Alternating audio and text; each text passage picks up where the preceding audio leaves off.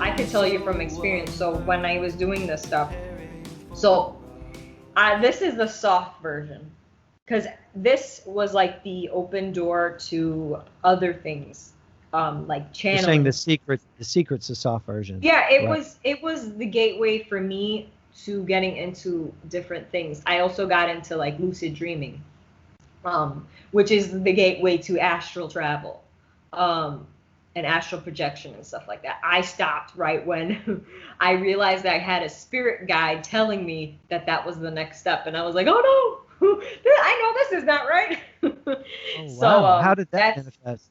This all leads up. I didn't realize I had one, because I didn't realize that this was leading me there.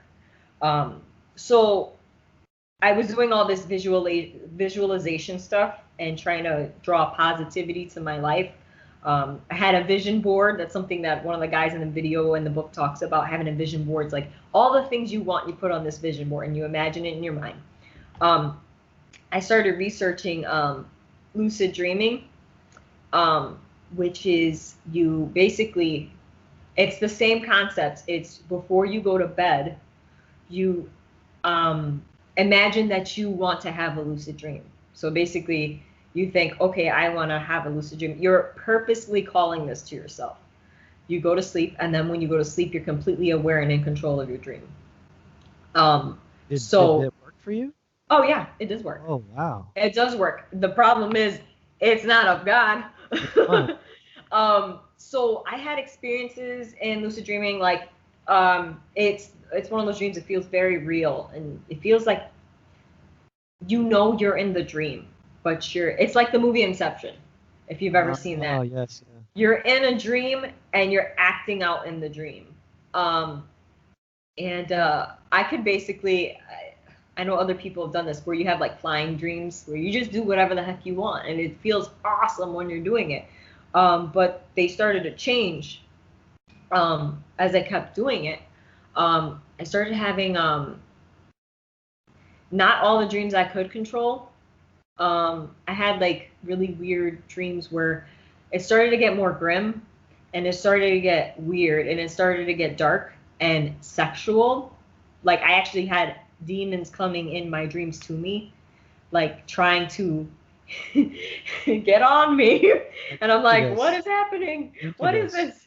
Yeah, it started getting, and then I started having like demonic visitations at night. I had like demons trying to smother me in my sleep. Were you recognizing at this point that maybe doing I was like, oh my God, against God? And were you realizing? Oh yeah, I was realizing, and at that point I didn't know what to do, because I would be like, when I was experiencing those things, like it was like you experience like sleep paralysis sometimes. Okay. Where there were times when I wanted to call out to Jesus, but I couldn't get the words out. It's like being my voice was completely muffled, and I would be laying down and sleeping right on my pillow, and this is like it was happening in real life and in dreams. So I'm like this, and there's a demon right here in my face like this, and bothering me. And I'm like, the spiritual atmosphere is so heavy, and you're so full of like crippling fear, crippling terror, that I would try to say Jesus, and I couldn't get the words out. And then one day I just like said, you know what, God, I know this is wrong. And it was once I realized that I had a spirit guide in a dream one day that was telling me that I should sell my soul to the devil, and he's going to give me everything I want, and if I do what he says. And I was like, oh my God, I gotta stop doing this. So I basically, at that point, about this, Michelle, is that in trying to get control of your dreams, I lost you control. lost all control. Mm-hmm. Wow. I lost all control. And I was being attacked by them. I had woke up with scars and stuff, some scratches sometimes, even physical pain in parts of my body. And I just once I realized what I was doing was this is terrible. This is painfully obvious that this is not right. I was like, okay, God, I'm so sorry. I made a mistake. Please help me. I said, if you please help me, if you get these creatures away from me, I will dedicate my life to you. I swear. Like, I'm begging. Michelle, when I And interrupted you, because you were telling something really interesting when I interrupted, you were saying that in the one of the last dreams you had, there was a spirit guide there, someone in your dream that said, if you would sell your soul to the devil, what would happen? he would give you everything you want. Wow. Everything I want. Um, and I was like, oh no. Did he say anything about Jesus to you? Like acknowledge No, Jesus or he was no. But he wasn't scary. He wasn't scary. I had those things. I was having like polarizing different dreams and experiences. I was having good and I was having bad. Um, and that's when I realized they were all kind of actually the same. Mm. That was the moment when I realized that, oh, because I was like, why is this happening to me? But this is also happening to me. This is good, but this is bad. So and then it clicked. I was like, oh my God, it's There's all no bad. there's no white There's magic, no, black magic. It's all evil it's because all it's not bad. Jesus. Right. Yeah, it's kind of like, even though I was thinking about this last night, even though that darkness is light at the end of the day. It really is. It's the lesser light, but it's still light. So the day, he comes as an angel of light, So yeah, I was getting both of those. I think it was because I was playing in and out. Was that did those dreams begin to happen once you graduated from The Secret to the Laws of Attraction, or was it? It happened at one point. It started because at one point in my life, I had basically denounced God. And I noticed that's when the bad ones started to happen. I basically said, you know what, God, I'm trying all these things. Nothing's working. So I don't need you.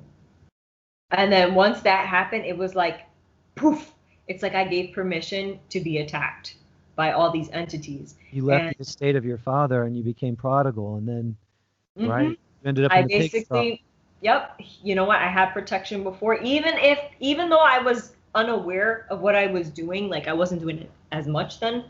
But once I did that, it was like, poof, I forsook God at that point in my life. People think that, oh God, he'll never leave you nor forsake you, but we can forsake him. Yes, yes. And he wants us to be either hot or cold. And guess what? At that moment, he knew what I was, and I made it clear to him what I was, and he was like, okay, But in here a you go. way, him letting you go into that world and seeing how dark it was is what brought you back. Because as long Yeah, as you didn't think there were yes, ramifications for your actions, you were going to keep yeah. doing it. He needed you to see what you were really dealing with. And boy, did you ever see it. And boy, was I terrified. And I ran to him and I said, please help me. Because it was terrifying. I was crippled in fear. I was terrified. I was like crying to my mother. I'm like, Mom, I had this dream, blah, blah, blah, right? But she didn't know all the things I was doing, though. Right, Um, right, right. so Was she doing anybody doing spiritual warfare for you at that time, or did you guys even know what that meant? no, no, my mom would pray for me, but she wasn't really aware of spiritual warfare at the time. Um, and not my brothers had no clue what was happening. I would tell them, but they didn't understand either. Um, so it was basically kind of my own journey. Um, and then once that happened, I was still reading these books, these Joel Osteen's and Joyce Meyer books and stuff. Ah, Um, so I didn't, because I didn't see that was the same at the time. It took me a couple years to realize it. It wasn't until I want to say 2 years later that I realized that it was the same thing, the same concept. It wasn't until I actually got deliverance that I realized, and I what woke up. was it about the laws of attraction? You told me before when we were offline, you were saying that the secret was kind of like the entry drug and the hardcore Oh drug was yeah. the law of attraction. What was so hardcore about it, and how did it intertwine with these other things that you were learning from Joel Osteen, Joyce Meyer, and T.D. Jakes? Okay. So yeah, the law of attraction. It's basically channeling. It starts out as channeling. Well, it starts out as a positive thought. It's the same thing as the secret. all the thought process that go into that, the ideologies and all that. But it adds more things like channeling. So basically, it's like you are giving a entity permission to come inside your Oh, body, and what happens is you can do different things. You can do I forget what it's called, but there's like something that you allow the spirit to write through you. oh, automatic writing. Yes, you can Right. do that. You can have them speak through you, which I have done both before. Um, and that comes with a lot of problems. So basically, the Law of Attraction, the book, is it's written by a husband and wife, and the husband was very into a lot of religious stuff growing up, and eventually he felt like that wasn't enough. He was searching for something, but he just couldn't find what he was searching for, and he got caught up in reading a book that involved speaking to demonic spirits. You were literally having seances and conducting, like you said, channeling. It was completely witchcraft. Yeah, completely. And I was an idiot. I did But not know but what I was. but I at was like, that oh, point, you still hadn't seen anything from Christianity that would indicate to you that you were going down a pathway that you shouldn't. oh, because I kind of knew about a little bit about like divination and stuff, but I didn't. I think at that point I just didn't care. Right, right. Um, I was just like, whatever's gonna work. I was very desperate in that time of my life. I just wanted. I was searching for peace and trying to find peace in my life in all the avenues you should not go. Do not do any of these things because you're What gonna were you? Were you trying to get massive a husband? Were you trying to get wealth? What were you searching for through all I this? wanted power. That was my thing. I wanted power, but I also wanted peace in my life because I grew up. My parents got divorced, and I was very angry about the divorce, and it was just very hard for me to accept change. We had no family to help us out or anything, so it was just me figuring it out. I was in my teenage years. I was, starting to rebel. I just wanted comfort, really. So When you say power, though, what did you power over your situation, power over the people? I wanted power to change my situation. Um, Oh, so to I make just felt, circumstances different. That's what you yeah, mean. I Right. just felt like the way my life was with what my family and what we were going through, I had no control. So Mm. this allowed me to have a sense of control, like the illusion of power and control. Um, but You know no, what's funny it's about that? This not is the that. generation of children of divorce, and it stands to reason they've been, Harry Potterized. They are going to turn to power, to the occult. And even though Yep. you came out somewhat out of the church, even though they were practicing some probably witchcraft oriented stuff in that church, you still had an idea about God in the beginning. But this generation and all the divorces and the single parents, and it stands to reason that kids are going to feel like the rug's been ripped out from under them, and they're going to search for things to bring what you said, peace and better circumstances. And Hmm. be I don't know how old you are, but I'm 48 now, and I look at my generation, the kids in the early 20s now are they're so off the rails because we subjected them to constant divorce, and the parents of my generation did the same thing, and then the the way that children get a spirit of rejection out of that, and they Yep. get demonized through it because of fear. The spirit of fear comes on them, the spirit of Hmm. rejection, and then Exactly. out Jesus, they're going to turn to something to Hmm. fill that void, and to me, it sounds like exactly what Yeah, happened to you. that's basically why it was like, oh Jesus, this Jesus thing's not working, so like What's let me funny try is this. it is if you think of it like that's on the scale of what happens with divorce, but if you think about it on a macro level, that is on a Hmm. church-wide level, you can see that a powerless church that's not walking in the gifts, the real Yep. these signs will follow them that believe. In my name they shall cast out demons, they shall speak in tongues, they shall lay hands on the sick, and the sick will recover. If those things aren't following, that vacuum of when you're not really serving the true and living God and obeying his commandments, that vacuum's going to be filled with something else because you're Yes. not serving God, And it stands to reason that supernatural powers and things like that are going to come into this false phony church, and the people in there are going to embrace it because they want what you said. They want more control over their circumstances, and that's why they follow Joel Osteen or T.D. Jakes or Joyce Meyer. Yeah, and it was, for me, I was looking for that, and I was at I was at that church for like 4 or 5 years. And I was looking for that positivity. I was looking for that encouragement. So I was there for a while. I was there for a while completely blind. But eventually I had an experience that completely changed everything, which is deliverance. How did that happen? So deliverance, it all correlates to my experience. I had a friend whose daughter was having similar situations with dreams. Like she would see spirits in the house, and they would bother her while she tried to go to bed. And I was like, oh my God, this happened to me. And I have a cousin that I know who knew how to do deliverance and stuff. And so I was when like, you say cousin, are we talking first cousin? Yes. Did you grow up with him? Did you know him well? He was the one who told me about the baptism of the Holy Spirit. When I was a teenager. I want to ask one more question. Did you avoid him when you were into all this stuff? I think when my family got divorced, because he was on my dad's side of the family, my mom divorced my father, and once that happened, it was kind of a rift where majority of his family, that side of the family, did not talk to us or acknowledge us. So it wasn't just rejection from my father, it was rejection from my whole family. And so he was the only cousin that was completely unbiased in the whole situation. And the Holy Ghost. He knew some of the stuff we were going through, but we weren't going to the same church.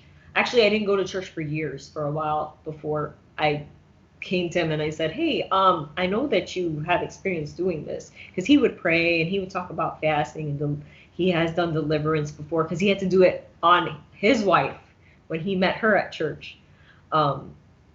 So I knew the story, so I was like, oh, okay, maybe I can go to him with this issue, because I didn't have experience casting out demons or anything like that before. But I was starting to read the Bible, and I was starting to research it. So what led you to read the Bible again? When all that stuff happened and I had a little bit more peace again, when I wasn't being tormented, I started to read the Bible again, and I started to seek him again. Were you recognizing, hey, I went down the wrong road, I better read the Bible? I recognized that, but also at the same time, I still didn't understand a lot of things. I didn't understand spirituality. I didn't understand a lot of things. I didn't understand denying myself, taking my cross, and following him. Right. At that point, I was still deluded. Right. But I did understand, and I did have enough faith it takes faith to mustard seed. I did have enough faith to understand that I knew my cousin understood something that I didn't, and I was like, oh, let me tell my cousin about this situation and see what he can do to help. So I took my friend, her daughter, and my 2 brothers. We all went to my cousin's house, and we sat there, and we were talking for hours. My cousin was talking to us about praying in the spirit, and praying against these things. And he talked a little bit about his experience fasting, and then he talked about how to protect us, and he was like praying a prayer over us. And as we're talking about demons and stuff, my younger brother, he started acting really weird. And it was like it was trying to hide itself.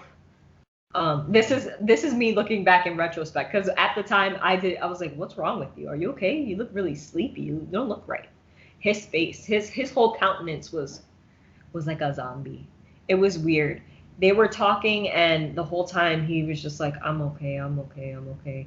And I was just like, what is up with him? And eventually we got all that done. We said our prayers. He said, thank you for having us. We're going to go. We left. This is at nighttime. It was like maybe 9 or 10 at night. And we go into my car, and I drive literally a block down the street, and I have to stop because my brother is kicking. He's flailing. He's like punching my seat while I'm driving. He's acting out of control. And I'm like, oh my goodness, what is this? He's flailing and he's kicking and he's hitting my car. Like I was worried about the little girl sitting next to him, my friend's daughter. And I was like, okay, we got to turn around. We got to go back. My brother, I asked him to call my cousin while I'm driving back. We pull into the driveway. And I tell everybody, get out the car, because I didn't want him to hurt anybody. So then I decided I was going to lock him in the car. And I locked him in the car, and he's just out of control. He's just flailing, punching my window, punching my car seat, and kicking and stuff like that. And I thought to myself, what do I do? God, what do I do?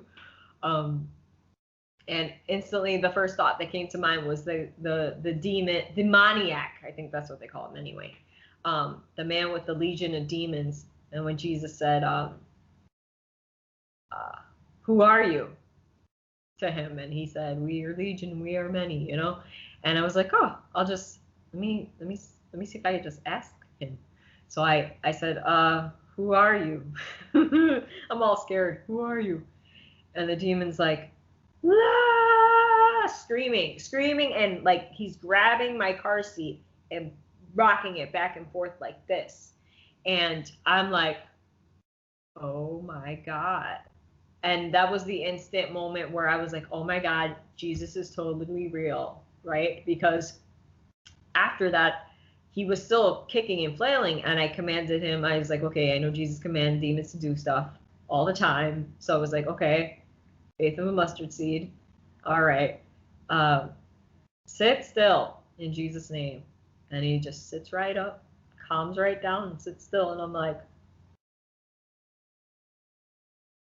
there's no way. There's no way that Jesus is not real. There's no way that God is not real. The Bible is the truth. It was a complete like light bulb moment. Yeah. And I was like, this is awesome. Like, because for so long I was so powerless. I was so powerless when it came to being attacked and tormented by these entities. And I was so scared. But in that moment, I was like fired up. I was like, this is amazing. But anyway, so my cousin's wife takes my older brother and his friend, and they go in their car. I have my cousin come in the car with me. And my cousin, we're driving and we're heading to my house. And while I'm driving, he's casting demons out of my little brother. Casted out spirit of lust, I think depression, suicide, and there was another, I can't remember. I think the spirit was witchcraft. I can't remember, because I remember him asking, how did you get inside of him? How did you, where did you come from? What gave you permission to be here and stuff like that? And the demon was just not cooperating. He was like refusing to talk. He didn't want to talk to him. He was like laughing at him the whole time.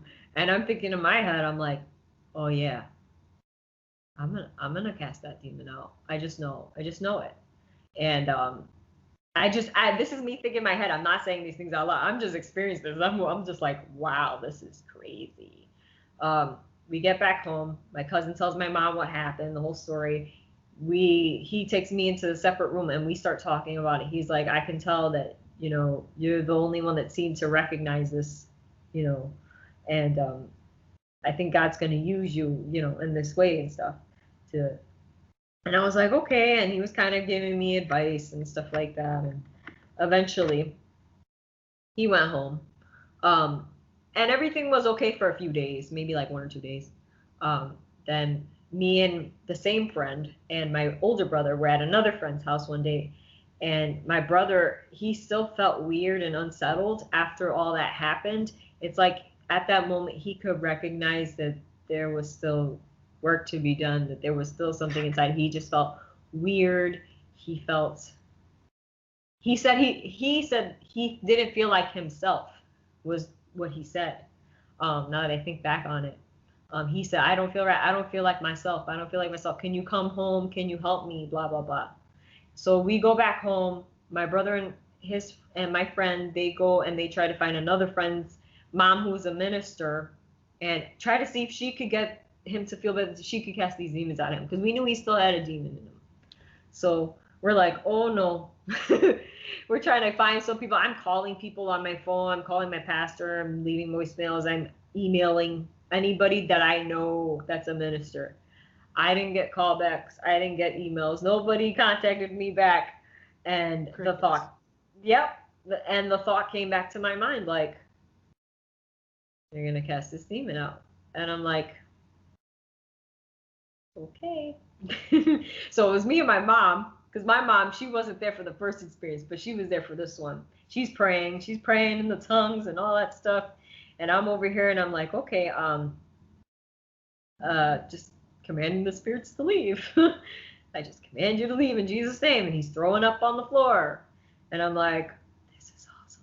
But I also thought, because my brother was like 14 or 15 at the time, and I was like, how is it that my brother, who's like the most innocent person I know, has all these demonic spirits in him? And specifically because we were taught growing up that a Christian person or a person who believes in God cannot have demons inside of them. So for me, it was like, doesn't make any sense, but he has them. My parents raised us to believe in God. We go to church. Why does he have all these demonic spirits inside of him and that he's suffering and stuff? And I thought about my own experience and what the stuff that I had done and what I was doing. And I was way worse than him.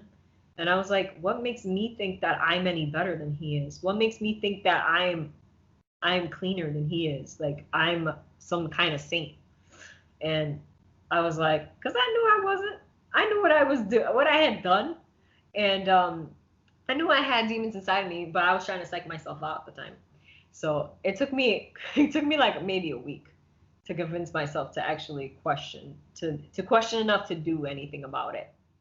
Be sure to watch part 3 of this interview where Michelle discusses how God delivered her from these demons.